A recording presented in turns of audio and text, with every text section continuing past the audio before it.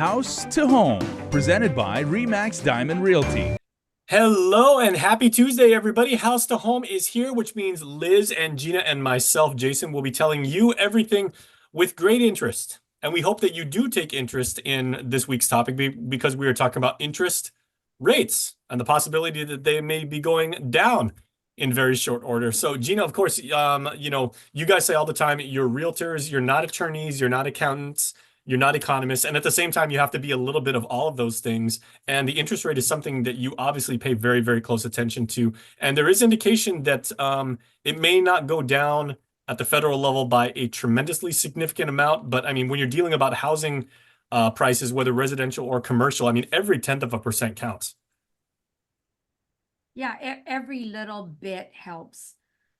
Because that's, for buyers, that's really what you're focused on is your monthly payment, right? And your interest rate dictates your monthly payment. And that is for the duration of your mortgage, the 30-year mortgage, or for many people, Liz was just mentioning that the adjustable rate mortgages interest rates have gone down a little bit, but so have the fixed rates. And so for me, I mean, we're talking about consumers, but I'm talking about myself too. When I was in the market and buying a home, I was interest rate sensitive because that really dictated what my payment was going to be per month for the duration of my loan. And I do remember there was a loan, once upon a time, I ended up doing an adjustable rate because at that time, the fixed rate mortgages were at 7.5%. And I was able to lock in an adjustable rate mortgage at 6%. So I ended up taking the 6% and that saved me on my monthly. And I know Liz and myself, we've been working with a lot of buyers who are saying, I'm looking, but I'm not going to select a home until these interest rates go down. The thing is, we have no clue. It is going down a little bit, but we really we cannot tell you absolutely that it's going to go down this month and it's going to go down to this rate.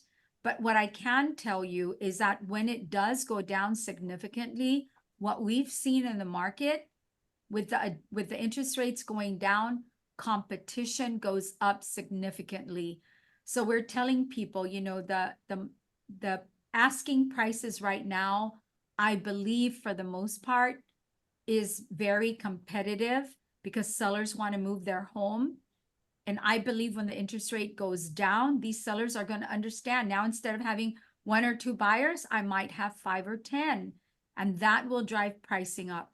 And Liz, that's why we tell everybody on this program each and every week why, whether you're a buyer or a seller, it is so important and so advantageous to you, regardless on which side of the coin you fall, that you have to stay ready, because when the time does come around, you want to be prepared so you can take advantage of a good deal. Right. And we do get some buyers that say, hey, I'm waiting for the price to go down. That's not going to happen. Right now, because of the interest rates, some of the sellers may consider reducing or giving some concessions to a buyer if they want to move their property. But in terms of the actual market and the pricing dropping, we don't see that. We don't foresee that happening.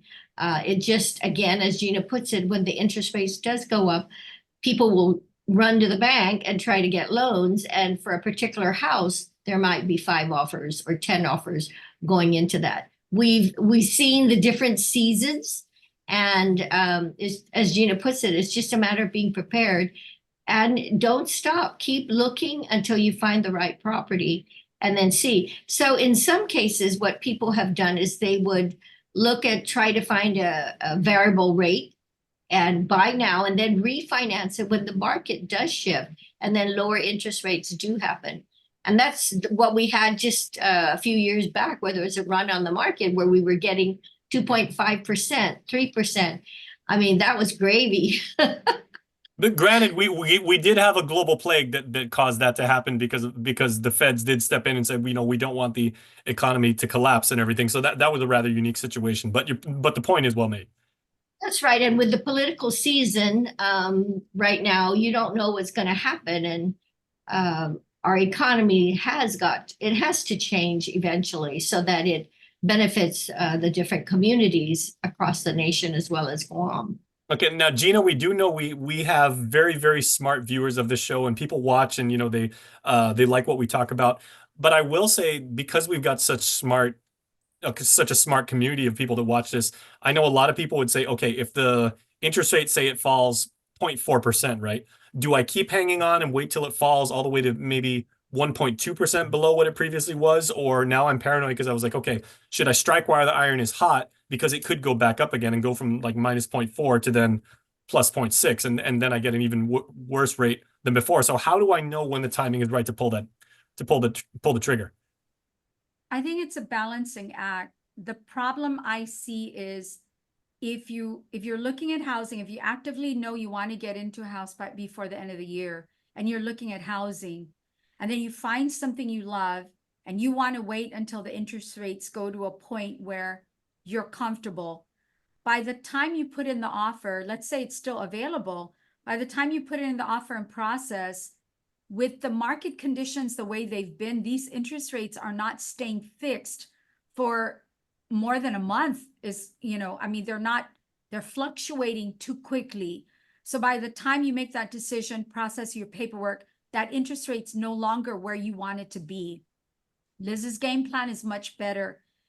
The home prices right now are competitive because sellers are motivated to move their homes because they do understand the interest rates are high, and that is eliminating or decreasing the buying power of some consumers. So they're motivated by that factor, and they're pricing their home, more reasonably based on a few years ago.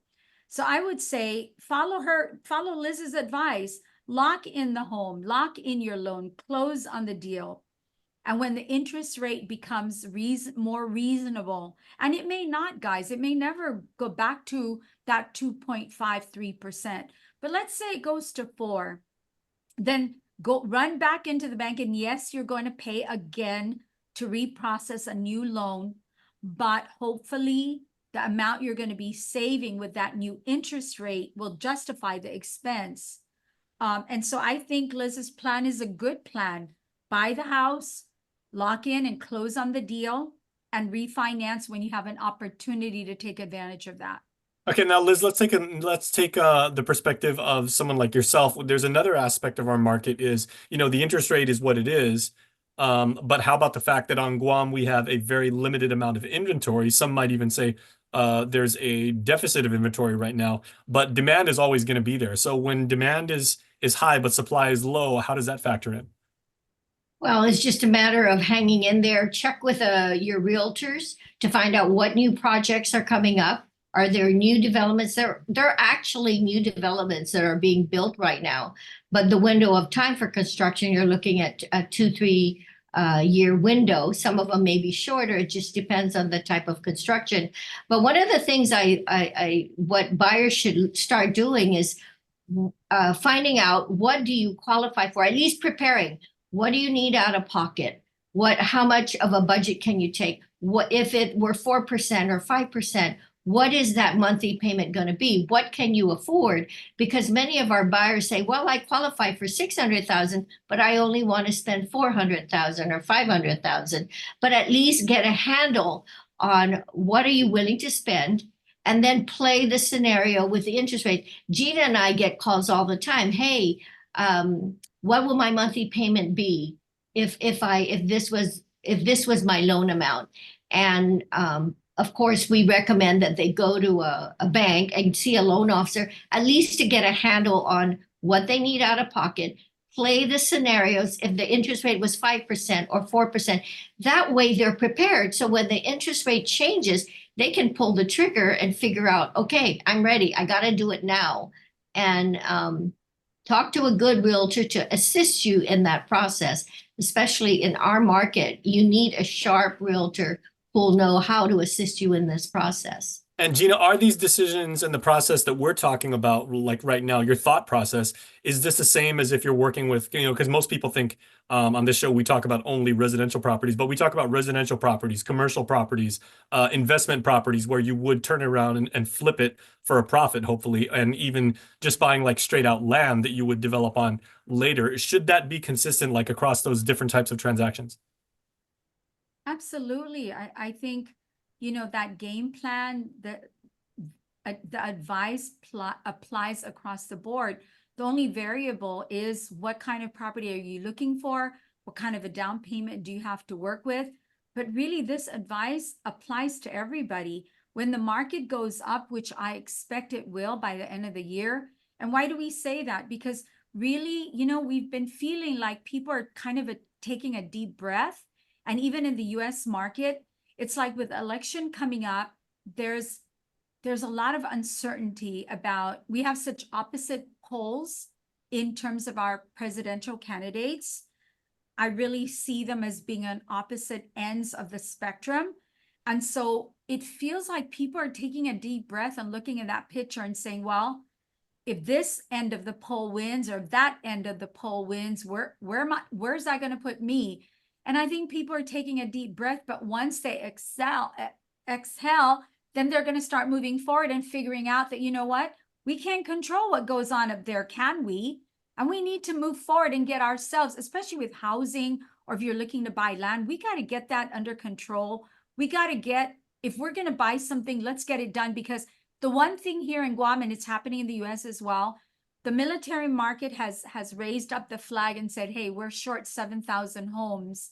And in one of the public hearings that we had in front of some senators, the deputy director from GURA raised up his flag and said, hey, senators, the GURA recipients, our GURA families on Guam are short by 6,500 homes is what he told us during that public hearing. And then, our poor folks in the middle, the working class families, how short are we for them? So what we know is there's just no way, 7,000, 6,000, there's no way a developer is going to land on Guam and build enough housing to accommodate that shortfall anytime soon. And so that means no matter what happens to the market, whether interest rates go up or down, people need a place to live, which means no matter what, it's going to even get more competitive. And competition is a good thing, as we stress. It depends on what side of the coin you're on. It can be a little dicey at times, a little bit stressful. I mean, not gonna lie, but competition generally is seen as a good thing for the market, right? Yeah, what we're seeing though, people are getting creative. I was just talking to my nephew the other day, and he went and bought a container, and he outfitted himself. He's right now off the grid. He purchased solar panels himself. He installed it. So he's not hooked up to power. He is hooked up to water. But I was really impressed that he built this home, got it hooked up, and it's a really cute home. Have you seen some of those TV programs where people downsize? Yep. Well, he had a king-size bed in his room. He had a really nice kitchen, a spacious bathroom, and everything was power generated through Let's solar. go do a story on that. That'd be really cool. Let's go take a tour. Yeah, we could. Actually, I could ask him, but he did this all with the help of his dad, and he put it together and he showed us pictures, and I thought, wow. I mean, that's an answer to some of the shortage. It could be a temporary until you could do a permanent home, but I think we need a collaborative effort to come up with creative ideas Absolutely. to fix this problem. Okay, tell you what, ladies, we got a couple minutes left. I want to just do something. I'm just this completely off the top of my head now, right? We know from the two of you how much you guys hustle, how often you do showings, how often you go out in the field and you meet with clients or partners or customers, or have meetings, right?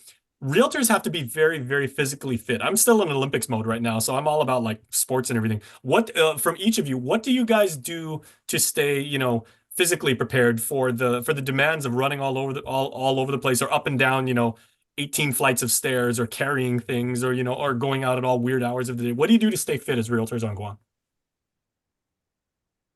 Some I'll go probably first. Guys, Gina and Gina exercises every day practically, right, Gina? No, not every day. Maybe 3-4 times a week. Good for you. Not every day. Yeah. Yeah. But I'm a lazy, I do my lazy version. So number one, I don't do gyms because I don't want to pay for it. And I just want to, I want to wake up in my pajama and go in there and do my workout and then go to work. Of course, there's in between before I go to work, but yeah, that's my thing. I don't want to waste a lot of time driving somewhere, changing to go somewhere. So I do it at home. But that's a statement that needs to be addressed, because you're right, Jason. When you're in real estate, you not just have to be physically fit, you have to be mentally fit. I've chased the two of you around in the field and everything, and you guys burn a lot of calories. That's for Yeah. sure. Yeah. But the mental part is, I think the mental part is critical, where we need our downtime, whether it's watching a movie or spending time with family. I think in the real estate community, there's always talk about mental fitness, health, and all that there's got to be a balance. I used to work until 2-3 in the morning at one time until my body slammed me down, and I realized that I was just overdoing it. So I don't do that anymore. I try to keep a balance and get a good, nice sleep versus the old days where I would just stay until 4 in the morning sometimes. So Oh my gosh. gotta be a balance. She did that. Well, She hey, did that 7 days let a let week, these two Jason. let these two be a case lesson to you young realtors and everything. They've been doing it at a very high level for a very long time, and it's because they take care of themselves. So, ladies, you also take care of myself and all of our viewers out there with the best kind of nourishment and mental health there is a really good sound information from people who care. So, thank you very much. I Yes. want to ask the community, if you have anything you'd like us to cover, please call Jason or call one of us. We do meet a lot of people out there who say, hey, we really enjoy the programs. It's educational, but we also want to hear from you. If you have a particular topic you want us to cover, please let us know. We'd be happy to go over that with you. Yeah, I like it when you guys ask those really weird questions, like, like does a waterbed increase the value of my property, or the circular staircase. I like those. But yeah, we run into people all the time, so please keep those topics coming, everybody. No topic is too weird when it comes to real estate, and we'll happily address those for you. So, Liz, Gina, thank you so much. Have a wonderful week. You too, Thank you, Jason. House to Home, presented by RE/MAX Diamond Realty.